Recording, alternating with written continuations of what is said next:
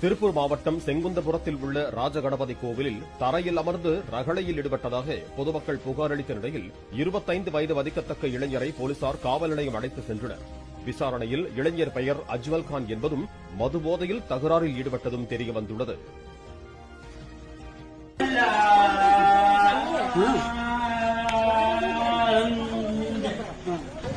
இவ்வளவு வேற ஓவரா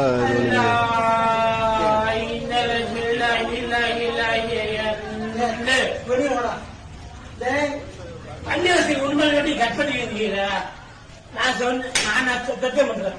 கன்னியாசி உண்மை நீ கும்பிடுறா அல்லா அல்லா அல்லா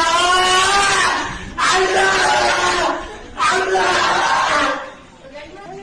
ரெக்கார்டு அல்லா